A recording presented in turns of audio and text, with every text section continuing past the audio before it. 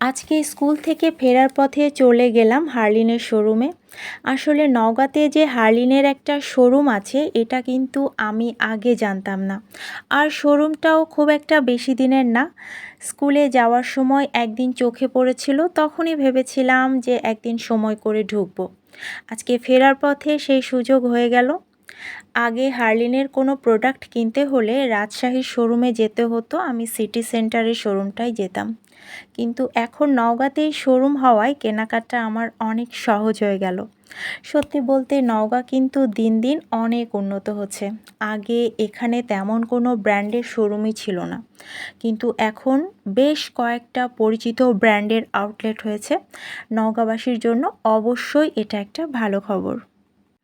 আসলে আমার lip balm শেষ হয়ে গিয়েছিল। শীত হোক বা গরম, আমি সবসময় লিপ বাম ব্যবহার করি।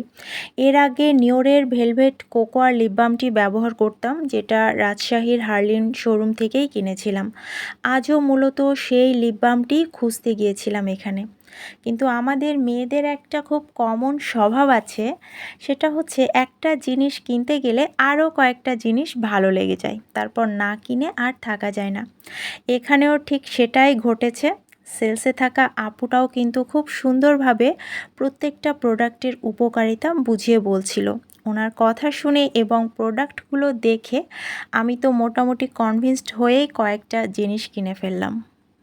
আপুটা আমাকে কয়েক ধরনের পারফিউম আর বডি স্প্রেও দেখাচ্ছিল, একটার পর একটা স্মেল চেক করা ছিল।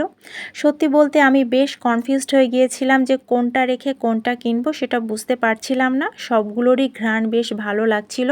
শেষ পর্যন্ত অনেক ভেবেচিন্তে এই কয়েকটা প্রোডাক্টই আমি কিনলাম। তবে কোকো ফ্লেভারের লিপ বামটি পাইনি, তার বদলে এই অরেঞ্জ ফ্লেভারের লিপ বামটি নিয়েছি। আর একটা বিষয় বলতে হয়, সেলসে থাকা আপুটা আমাকে ভিডিও করতেও কিন্তু অনেক হেল্প করেছে, এজন্য ওনাকে ধন্যবাদ।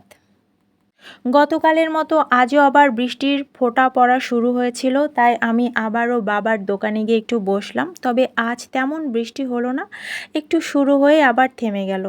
আসলে বৃষ্টি হলে গরমটা একটু কমতো, কিন্তু গত দুদিন ধরে শুধু বৃষ্টি হবে হবে করছে, ঠিকমতো হচ্ছে না, তাই ভ্যাপসা গরমটাও অনেক বেশি লাগছে। বাবার দোকানে কিছুক্ষণ বসে তারপর চলে এলাম আমাদের বাড়িতে। এটা আমার বাবার বাড়ি, যেহেতু আমার চাকরি নওগাঁতেই, তাই আমি আমার বাবার বাড়িতেই থাকি। যে মাধবী ফুলের গাছটা দেখলে, মানে মাধবীলতা ফুলের গাছটা দেখলে, এটা নিয়ে কিন্তু একটা ছোট্ট গল্প আছে। 2020 সালে করোনার সময় আমার খুবই শখ হয়েছিল বাড়িতে এমন একটা মাধবীলতা গাছ লাগানোর। তখন আমার সেই ইচ্ছার কথা শুনে মা এই গাছটা আমাকে লাগিয়ে দিয়েছিল। এখন এই গাছটা অনেক বড় হয়েছে আর ফুল ফুটলে কিন্তু দেখতে সত্যিই খুব সুন্দর লাগে আর ঘ্রাণও চমৎকার বের হয়। তো এই ছিল আজকের ছোট্ট ব্লগ। কেমন লাগলো অবশ্যই কমেন্ট করে জানিও। টাটা।